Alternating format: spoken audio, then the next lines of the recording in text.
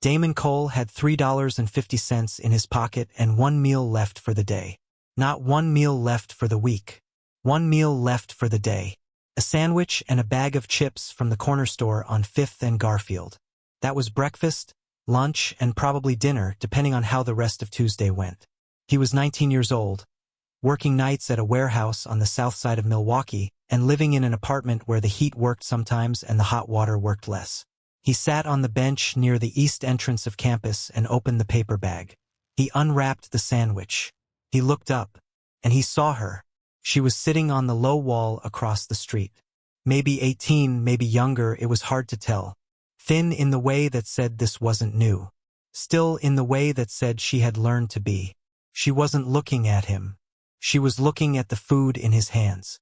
Then she looked away, like she was trying to not want it. Damon ate his sandwich. He went back to class.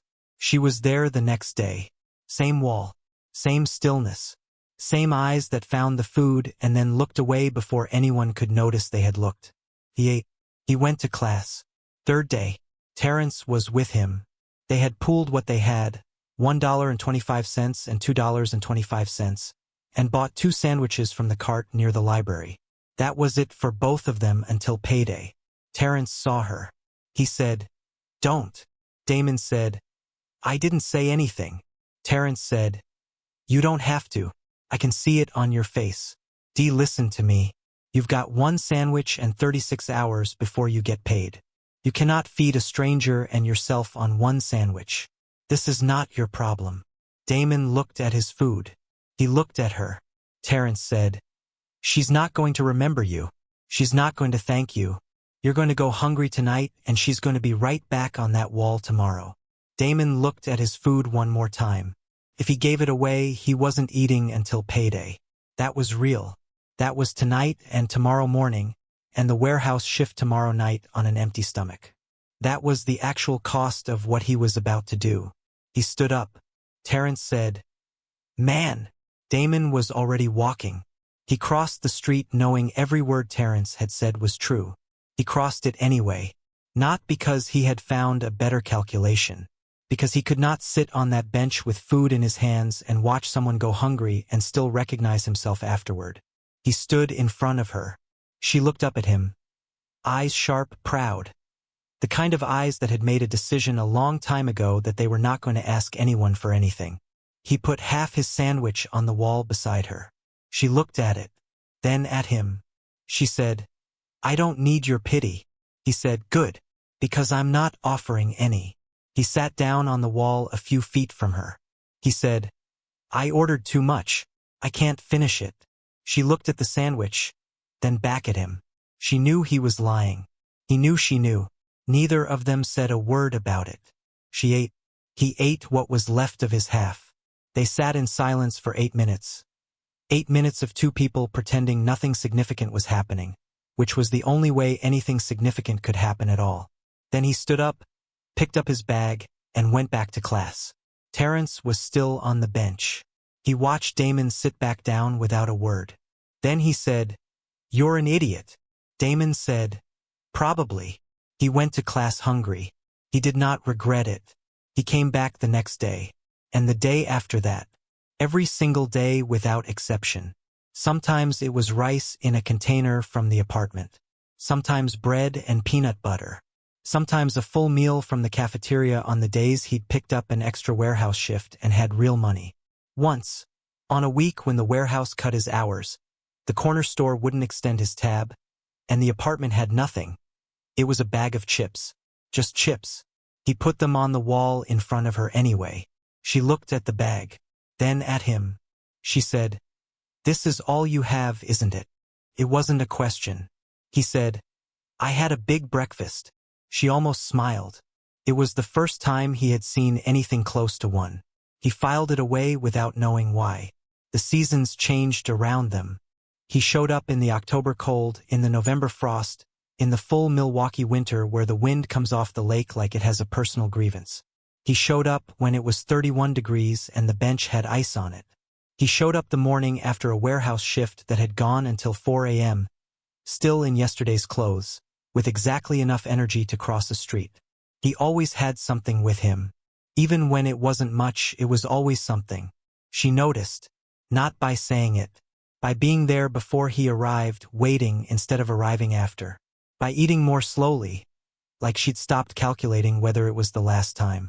She trusted the routine before she trusted him. That was fine. He made the routine trustworthy.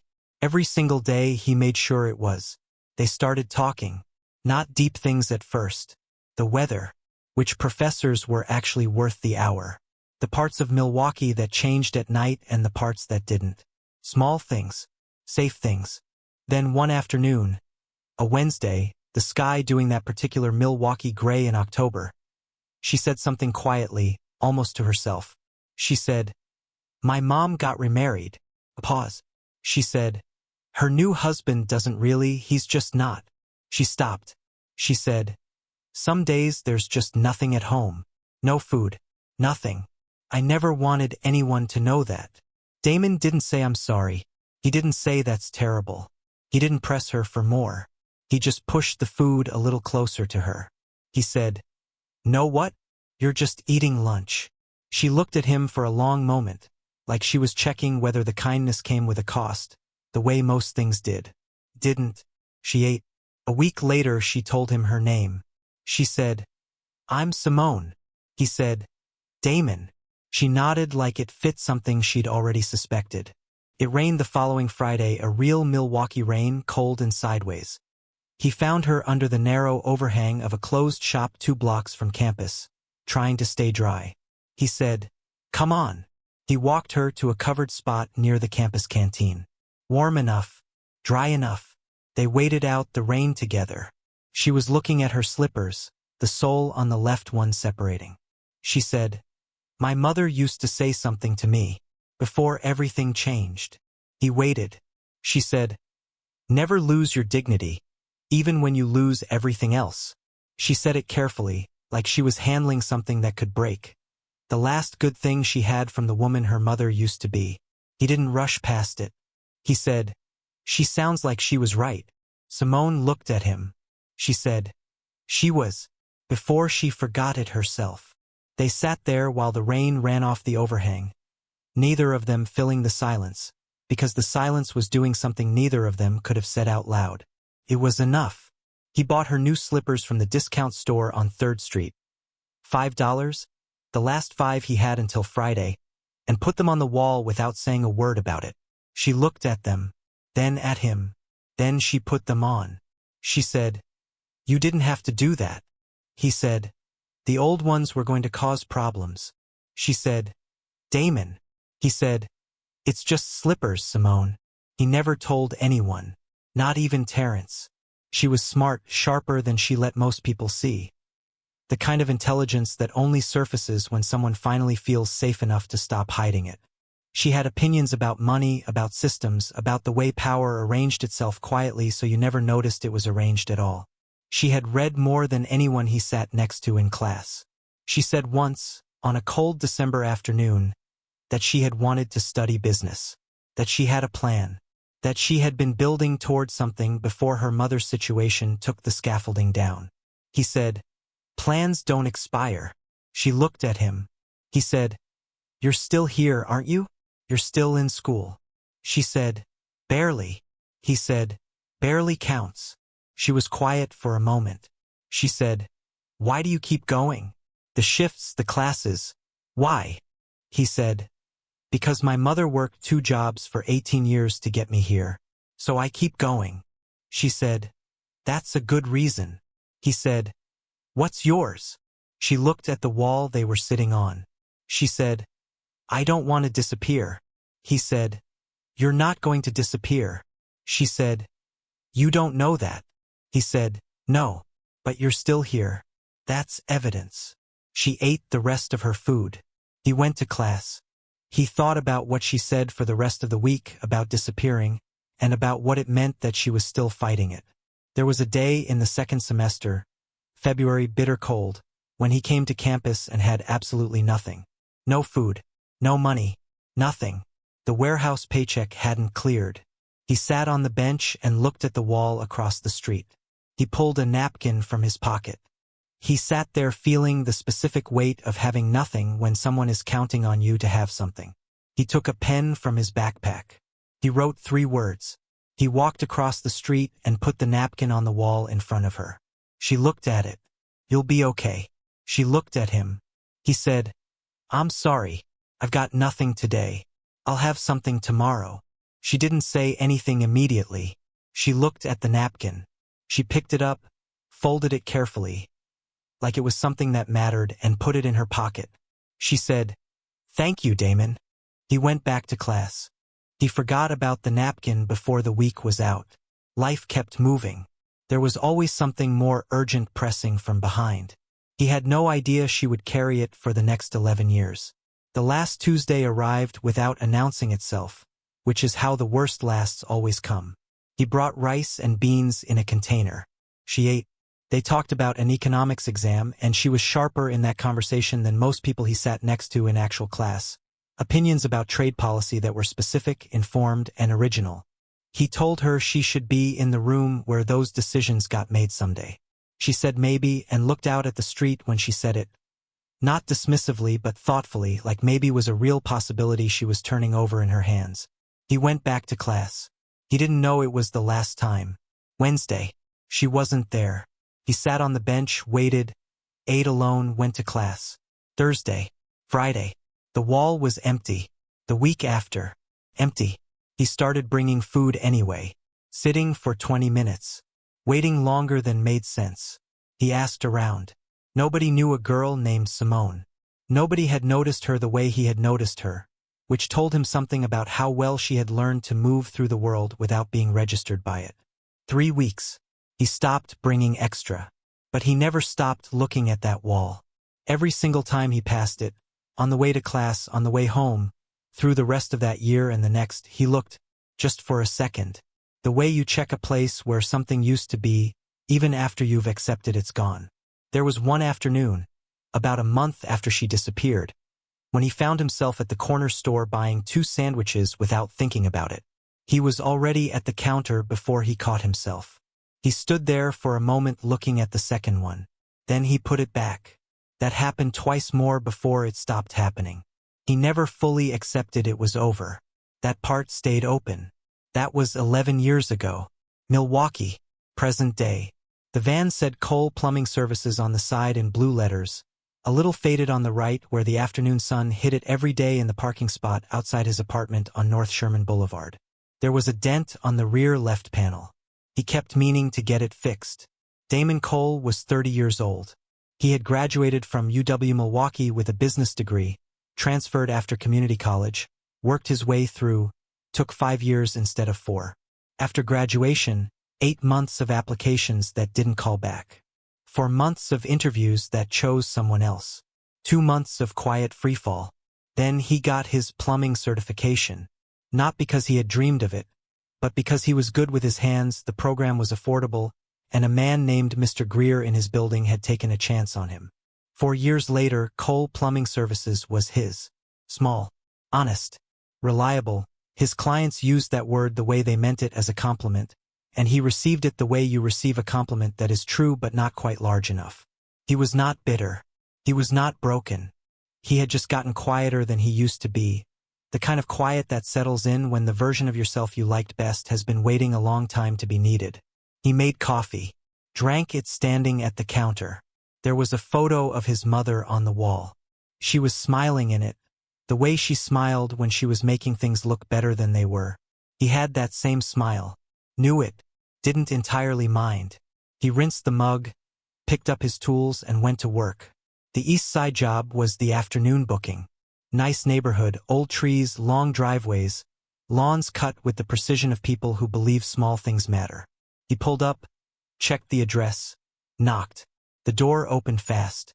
A woman, already in her coat, phone in one hand, keys in the other, moving before the door was fully open. She said, "Kitchen sink. Rosa will show you."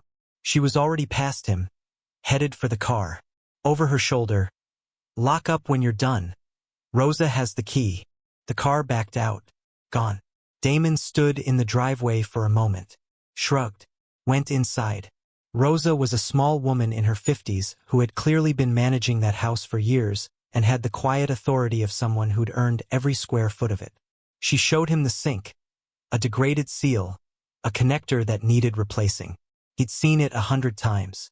He fixed it in 38 minutes. Rosa offered water. He accepted. He wrote up the invoice, she signed it, and he left. He didn't think about the woman in the driveway again. In Memphis, at roughly the same hour that Damon was drinking his morning coffee, Simone Price had been on a flight back to Milwaukee from a board meeting in Chicago. She had left Milwaukee 11 years ago with 1 bag and 43 borrowed dollars. The money came from a classmate named Priya, who had seen something in Simone's face that afternoon and pressed it into her hand without being asked. Simone had said, "I don't know when I can pay you back." Priya had said, "Doesn't matter." She thought about Priya sometimes, the specific grace of help given without conditions, without performance. She thought about Damon more. She arrived at her grandmother's house in Memphis at 6 in the morning. Her grandmother had been waiting at the bus station in a 15-year-old Buick that started reliably only on the second try. Her grandmother looked at her for a long time when she got in. She said, "You're here now. That's what matters." Simone fell asleep before they reached the house. The first year was survival, plain and unglamorous. Hotel laundry 6 days a week. 1 night class. Her grandmother's appointments, medications, and the quiet domestic management of a 71-year-old woman's life. She thought about the bench, the wall, the food, the boy who showed up every day. She thought about the napkin. She had it in the bottom of her bag, folded inside a plastic sleeve she'd found in her grandmother's desk drawer. She protected it the way you protect things that can't be replaced. When the nights were worst, when her grandmother was hospitalized and the numbers didn't add up and the whole project of her life seemed to be collapsing faster than she could build it, she took it out and read it. 3 words. You'll be okay. She built the first business on savings from 2 years of double shifts. Failed in year 2. She sat with the failure for 3 days. On the 4th day, she went back to the table. The second business almost worked. Closed after 18 months. She sat with that one for 2 days. On the 3rd, she went back to the table. The 3rd one held.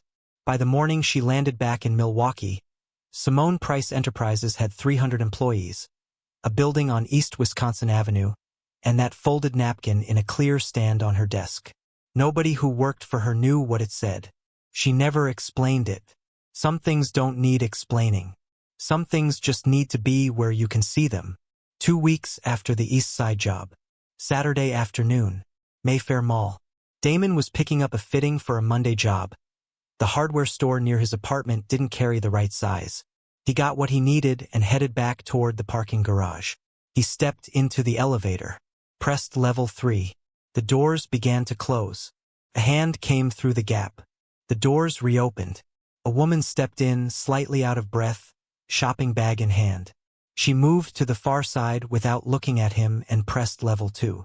The doors closed.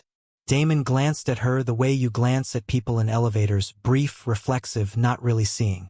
Then he looked again. He knew that face. Not from where. Just the face, the way you recognize someone when your memory has filed them under a context you can't immediately name, while the rest of you goes on about its business. Then it came. The driveway. The East Side house. 2 weeks ago. He said, "Hey, I think I came to your place a couple weeks back. Kitchen sink." She looked at him. She said, "Oh right. I'm so sorry I was rushed. Did everything hold up okay?" He said, "Should be solid for years. Good old Milwaukee pipes." She smiled, polite, appreciative, already half thinking about the next thing. She said, "Rosa said you were great." He said, "Rosa runs a tight ship. I was on my best behavior." She laughed at that. A real one, quick and unplanned. The elevator reached level 2. The doors opened. She didn't move immediately. She said, "I never got your name, actually." He said, "Damon. Damon Cole." She nodded and reached for her phone. She said, "Let me grab your number. In case anything comes up." He gave it to her. She typed it in. She said, "And should I save it as Damon, or do you go by something else?" He said, "Damon's fine." Some people just call me Day. Either works. She stopped typing. Her thumb was still on the screen. Completely still, like the message hadn't reached her hand yet. She didn't move. The elevator doors were open. Neither of them was walking through them. He watched something happen in her face. Not gradually, not in stages. All at once. Like a wall coming down that had been standing for 11 years. She looked up from the phone.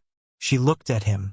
And this time she was not looking at the plumber who fixed her sink or the man she met in the elevator. She was looking at something further back. Measuring the face in front of her against a memory, finding the match and then not knowing what to do with the fact that it was real. Her voice came out lower than she intended. She said, "Did you go to Milwaukee Community College?" Something locked up in Damon's chest. A physical thing, not a thought. His body understood before his mind did. He said, "Yeah, class of 2016. She said, "There was a bench near the east entrance." He stopped breathing. He didn't know he had stopped until he started again. She said, "And a wall across the street." She said it like she was describing a place she had visited in her mind so many times the memory had worn grooves in her. Neither of them spoke. The elevator doors had been open for 30 seconds. They were still standing inside it. She said, "You used to bring food every day." She said, "You told me you ordered too much." Something broke open in the space between them. He said, "Simone." The word came out of him differently than words usually did. Not chosen. Just there. She nodded. Her eyes were full. Her hand was holding the elevator door open. Like she needed to hold something, like the rest of her wasn't entirely reliable right now. She said, Can we sit somewhere for a minute?" They found a coffee shop on the ground floor. Corner table. Away from everyone. She sat across from him and put her phone face down. She looked at her hands. Then she looked at him. She said, "I need you to know before anything else, that it was not a choice." "What happened?" He said, "What happened?" She said, "My mother's husband." It escalated past the point where I could stay. My grandmother called one afternoon and said, "Come now." Not soon now. I had 4 hours. I packed what I could and got on a bus. She said, "I didn't have your last name. I didn't have your number. We were just Damon and Simone." I went back to that wall in my mind 1,000 times trying to figure out how I could have found you. And there was no way. I had no last name. No number. Nothing. He said, "How long were you gone?" She said, 3 years in Memphis. My grandmother got sick. I took care of her, worked 2 jobs, took night classes. When she passed, I came back to Milwaukee, finished my degree at UWM and started building. He said, "What did you build?" She said, "Come to my office on Monday. There are things I need to show you, and things I should have told you a long time ago." She wrote the address on a napkin and slid it across the table. He picked it up. He thought, without intending to, about another napkin. 11 years ago. 3 words he had almost forgotten writing. He put it in his pocket. He drove home through Milwaukee wondering who she had become, and whether he was ready for the answer. Monday morning. East Wisconsin Avenue. He stood in the parking lot looking at the building before going in. Glass, steel, 14 floors. A name cut into the facade. Simone Price Enterprises. He stood there for a long moment. He thought about the wall. The worn slippers. The bag of chips that was all he had one day, just chips, nothing else. A girl who never begged. Who just watched, and looked away and waited. He thought, this is who she became. Then he went inside. Simone came down herself. Different from the mall, composed, precise. She moved through the lobby like she had built every square foot of it, which was closer to true than it might appear. She walked him to the elevator and filled in the outline on the way up. 300 employees. Started with a $4,000 church loan and a folding table in her grandmother's living room in Memphis. First business failed in year 2. Second almost worked. Third took hold and she had been growing it for 8 years. He said, 7.5 years for all of this? She said, 7.5. I'm precise about it. He almost smiled. The elevator opened on the 11th floor. Milwaukee was below them, the skyline, the lake, the streets he had been driving for years from a completely different angle. She walked him to her office. He sat down. On her desk, among all the things that said power and structure and achievement, there was one personal item, small, folded, in a clear stand. He couldn't read it from where he was sitting. She sat across from him and did not ease into it. She said, "4 years ago, I was expanding into facility management. I needed a reliable plumber for 3 commercial properties. I asked my operations manager to find someone in Milwaukee. Clean record. Shows up when they say they will." He was watching her. She said, "He came back with a name. Cole Plumbing Services, Milwaukee. He showed me the business profile." A pause. She said, "There was a photo." Damon said nothing.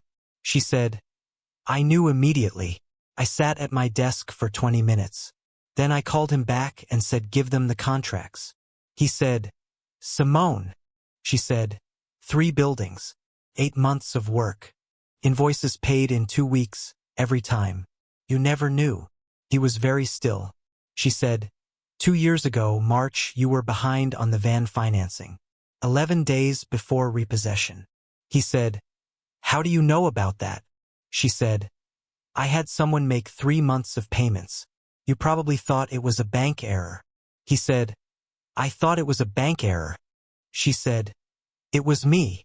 He stood up, walked to the window, stood there with his back to her, looking out at the city. He said, "How long?" She said, 4 years. He said, "Last year, the company trying to take my accounts." She said, "Midwest Commercial Services. 4 of your biggest clients were about to switch. I had them redirected." He turned around. He said, "Why didn't you just call me? 4 years ago, when you saw the profile, why didn't you just pick up the phone and call me?" She said, "Because I didn't know if I had the right to. Because I'd been gone for 11 years and I left without a word. Because I didn't know if a phone call could undo that." She said, "And because I wanted to pay what I owed before I said anything. I wanted to have something real in my hands before I knocked on that door." He looked at her. He said, "Simone, I gave you sandwiches." She said, "No, you didn't." She picked up the small folded piece of paper from the stand on her desk. She held it out. She said, "Do you remember this?" He crossed the room and took it from her. He unfolded it. His own handwriting from 11 years ago. The ink had bled slightly at the edges the way cheap pens do in February cold. 3 words. "You'll be okay." He stared at it. And then he remembered, not gradually, but suddenly and completely, the February morning, the paycheck that didn't clear, the bench, the napkin because it was all he had, writing 3 words like they were a placeholder for everything he couldn't give that day. He had forgotten about it by the following week. She said, "February 14th. He looked up. She said, "I know the date." She said, "On the night the first business failed and I was sitting alone at a table with nothing left. I took that out." She said, "When the second one closed. When the bank said no. When I didn't know how one more day was possible." She said, 3 words. "Every time." She said, "You fed my body every day. You showed up when you had almost nothing. You bought me slippers and never mentioned it once." Her voice dropped. She said, "But this." She looked at the napkin in his hands. She said, "This is what I built on. Not the food. This." 3 words that cost you nothing and gave me everything. The office was completely quiet. He looked at the 3 words in his own handwriting, words he had written in 30 seconds and forgotten in a week, words she had carried for 11 years through every failure and every starting over. He couldn't speak. She said, "Do you understand what I'm telling you? You didn't just feed me. You made me believe I was worth feeding. And that is not something you can put a number on." He folded the napkin, held it back out to her. She shook her head. She said, "Keep it. I had a copy made." He put it in his shirt pocket. A long silence, not empty but full. The kind that only exists between people who have just understood something that cannot be unsaid. He said, "What do you want me to do with all of this?" She said, "There's something I need to know first." She told him to come back Thursday. She wanted to introduce him to someone before anything moved forward. A young man named Jordan. 22. Milwaukee Community College. Working nights at a distribution center, taking 12 credits, skipping meals. She said, "He's been coming to the building looking for work. I just want you to talk to him. Tell him whatever you'd have wanted someone to tell you at 22. She said, "That's all." He said, "Okay." She did not tell him she would be watching. She did not tell him that she had been watching Jordan for 6 weeks. Had first seen him at a bus stop on North 3rd Street in February, eating a granola bar slowly, in a warehouse uniform, with the specific stillness of someone who had learned to carry themselves carefully when carrying anything at all was hard. She had thought, "I know exactly what that looks like." She had gone to her meeting, but she had remembered. And when her assistant mentioned the young man who kept coming by asking about work, she had asked to see his name in the visitor log. Jordan, she had told her assistant. Let him come back every time. She had already decided to help him. But first she needed to know whether the man she was about to give everything to was still the person she had known at 19, or whether 11 years of hard living had buried the thing she was counting on. That question had no answer except one. She had to watch. Thursday morning. Jordan was in the lobby when Damon arrived. 22. Milwaukee. He had that particular stillness that comes from being tired in a way that sleep doesn't fully fix, but he had ironed his shirt, which told Damon everything about the kind of effort being made. Proud. The quiet kind. The kind you have to earn. They talked. Jordan was careful at first, the schedule, the nights, the way the credits and the shifts left almost nothing. Then something loosened and he started talking more directly. Damon said, "What do you want to do after the degree?" Jordan said, "Run something. Doesn't matter what kind. Something that's mine." Damon said, "Why does it have to be yours?" Jordan said, "Because nobody runs something they don't own with the same care. You can tell the difference. Every time." Damon looked at him. He said, "How old are you again?" Jordan said, 22. Damon said, "Don't lose that thinking." Jordan said, "What do you do when you're running out of runway? When you've done everything right and it's still not moving?" Damon said, "You find one more day. You don't look at the whole road. You look at what's right in front of you. One more day, then one more after that." Jordan nodded slowly. He said, "Is that what you did?" Damon said, "Every day for 11 years. A moment of silence between them. Then Damon said, "Have you eaten today?" Jordan's hands stayed folded on the table. He didn't answer immediately. That pause, that specific pause, was the whole answer. Damon stood up. He said, "Come on." He walked Jordan to the building cafeteria, picked up a tray, added enough for 2 without making it a ceremony, paid, and carried it to a table by the window. Jordan sat across from him. Damon set the food down. He said, "I ordered too much." He didn't plan to say it that way. It came out of him without permission, the same 4 words, the same casual delivery, the same complete absence of performance that he had used 11 years ago on a wall outside Milwaukee Community College. He didn't hear himself say them, but across the cafeteria near the door, Simone did. She had been standing there for 12 minutes with her coffee going cold in her hand. She watched Damon pay without making it a gesture. She watched him lean forward when Jordan talked, actually listening, not just waiting. She watched him say, "I ordered too much," like it was the most natural sentence in the world. And then she watched him say, a few minutes later, completely unprompted, "You're going to be okay." Said it the way you say something true, not to comfort, not to perform, but because you believe it and the other person needs to know you believe it. Jordan looked up. Damon said, "I mean it. You're going to be okay." Simone looked at the cold coffee in her hand. She had her answer.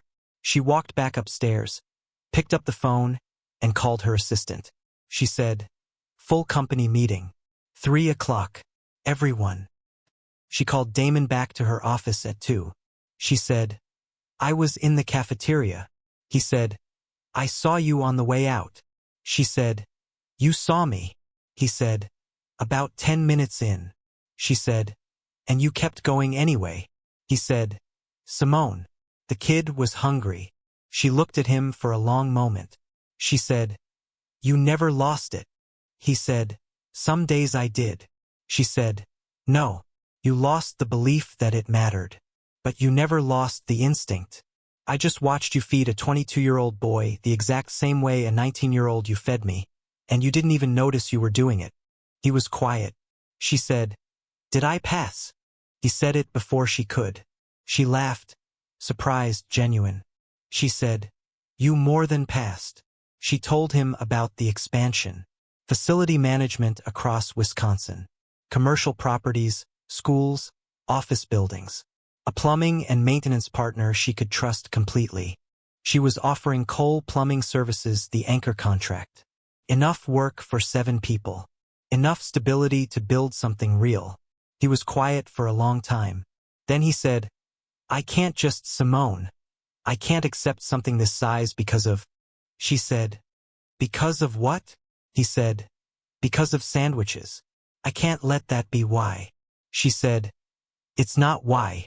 It's the reason I looked twice at the profile photo. That's different. The reason you're getting this contract is that you are the most dependable person I have ever done business with, and you didn't even know I was watching." He said, "That doesn't make this feel smaller." She said, "It shouldn't feel smaller. It should feel like what it is." She said, "Damon, you gave me everything when you had nothing.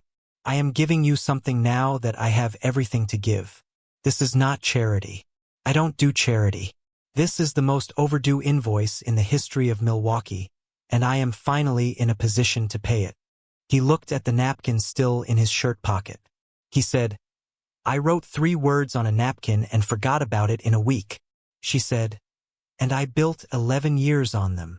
He said, That's not a fair trade." She said, "No, it's not. It's better." He sat with that for a moment. Then he reached across the desk. She shook his hand. She called the company meeting at 3. All 3 floors. 300 people in the main hall on the 6th. Laptops, coffee mugs. The particular low-grade uncertainty of a full company meeting called with 2 hours' notice. Damon stood at the front beside her. He had not been told this was happening. He had found out 30 seconds ago in the elevator when she said we're going to the main hall, and he had looked at her and she had looked back with an expression that made it clear the conversation about whether this was a good idea was not going to happen. He stood there now, in front of 300 employees, not entirely sure what was coming. She told the whole story. She started at the bench near the east entrance of Milwaukee Community College, and she didn't rush a single moment of it. The wall across the street. The girl who wouldn't beg. The boy who showed up every day with whatever he had, rice, bread, once just a bag of chips, placed on a wall without apology or explanation. Some people in the room were smiling. Some were not sure yet whether to. The slippers from the discount store that appeared one day and were never mentioned. A February morning when he had nothing at all and came anyway and wrote 3 words on a napkin. She said, "I have kept that napkin for 11 years. In every office I have ever had. I have read it on the worst days. I have carried it through every failure and every time I had to start over." She said, "This man fed me when he was hungry himself. He showed up every single day when he had almost nothing to show up with. He never told a single person. He never asked me for anything. And he never, not for one moment, made me feel like I was less than because I needed help." The room was completely still. She said, "I have built this company on many things. The people in this room. Hard work. Starting over when things failed." She paused. She said, "But if you want to know the foundation, the thing underneath all of it, it is 3 words written on a napkin by a 19-year-old boy who had nothing else to give and gave it anyway." She looked at Damon. He looked back at her. He was standing in a building on the 14th floor of Milwaukee, in front of 300 people, thinking about a bench outside a community college and a wall across the street and a girl sitting on it with the kind of stillness that comes from learning to take up as little space as possible. He had just wanted her not to go hungry. That was all. That was all it had ever been. And here, this room, these people, these 300 jobs in a city that needed them was everything that had grown from that. She said, "Today, I am officially welcoming Cole Plumbing Services as the anchor facilities partner for Simone Price Enterprises." One person started clapping. Then the room. He sat in the van outside the building and didn't start the engine. He sat there while the afternoon moved around East Wisconsin Avenue. Then he called his mother. She picked up on the second ring. He said, "Ma." She heard it. Something different in the single syllable. Something she had been waiting years to hear. She said, "What happened, baby?" He said, "Something good. Something really, really good." She went quiet. Then, before he had said another word, she started crying. He said, "Ma, let me tell you." He told her all of it, the wall, the food, the slippers, the napkin, the 11 years of not knowing, the driveway, the elevator, the coffee shop, the office, the 3 words he had written and forgotten. She didn't say anything until he was done. Then she was quiet for a moment. Then she said, "I told you." He said, "Ma." She said, "I told you. The Damon I raised does not quit. I have been saying that to you for years and you never quite believed me." He said, "I believe you now." She said, "Good things find good people, baby. Not always fast. Not always on your schedule. But they find them." He said, "I had a good teacher." She said, "You were the teacher, Damon. You just didn't know it yet." He sat in the van for a long time after they hung up. The afternoon light was catching the dent on the rear left panel. This week. He was getting that fixed this week. No more putting it off. 6 months later. Cole Plumbing Services had 7 employees. The new van had no dent. The letters were crisp and dark blue. Damon's office was 3 rooms on West Capitol Drive, small, his real payroll, real work, 6 people who counted on the schedule he kept. On his desk was a frame. Not an award. A piece of paper behind glass, a replica, made at a print shop on Fond du Lac Avenue. The original would always be Simone's. 3 words in his own handwriting. "You'll be okay." He had put it there the first day. Jordan came by that same week. He stood in the doorway and saw the frame. He said, "What does that say?" Damon said, "Come read it." Jordan came in, stood in front of the desk, and read the 3 words. He looked at Damon. Damon said, "Someone wrote that for me once, on a day when they had nothing else to give." Jordan said, "Did it help?" Damon said, "More than they ever knew. More than I ever told them." Jordan looked at the frame for a long moment. He said, "What do you do with that?" "With something someone gave you that you can't pay back." Damon said, "You don't pay it back. You pay it forward." Jordan nodded slowly, the way you nod when something lands in you and you know it's going to stay. He said, "Thank you, Damon, for everything." Damon said, "I ordered too much." Jordan laughed, shook his hand, left. Terrence came by that same afternoon to drop off paperwork. He stopped in the doorway when he saw the frame. He said, "What is that?" Damon said, "Something I wrote 11 years ago that I completely forgot about." Terrence came in, stood in front of it. He said, "3 words." Damon said, "3 words." Terrence said, "What do they mean?" Damon looked at the frame for a long moment. Then he looked at Terrence. He said, "Ask me Thursday." Terrence studied him. Something in Damon's face made him decide not to push it. He set down the paperwork. He said, "I'll see you Thursday." He left. Damon sat alone in the office. On his desk, the frame. 3 words in his own handwriting from 11 years ago. Outside the window, Milwaukee. The city he had driven through every day for 11 years. The streets, the lake, the skyline that looked different from the 14th floor of a building on East Wisconsin Avenue than it did from the cab of a work van. He thought about a boy with $3.50 crossing a street. He thought about a girl folding a napkin and putting it in her pocket. He thought, "I wrote those words and forgot them before the week was out." He thought, "She carried them for 11 years. He opened the next file on his desk. He got back to work. Simone helped Damon quietly for 4 years before he ever walked into her building. She gave him contracts, covered his van payments, protected his client base. All without a word, all without asking for acknowledgement. Some people say she should have found him sooner. That she had the means, and letting him struggle for 4 more years while she watched from a distance was its own kind of cost to him, however well-intentioned on her part. Others say she repaid him the exact same way he gave, quietly, without announcement, without needing credit. That the method of her repayment was the most honest tribute she could have paid to who he was. And then there is a third question, one that nobody in that building that afternoon could answer cleanly. Whether the test she ran, watching him with Jordan, measuring him without telling him he was being measured, was something a person had the right to do. Even with 11 years of gratitude behind it. Even with the best of intentions. That question does not have one answer. It has yours. If the story stayed with you, share it with someone who needs to hear it. Subscribe to Storytelling Empire. New stories every week. See you in the next one.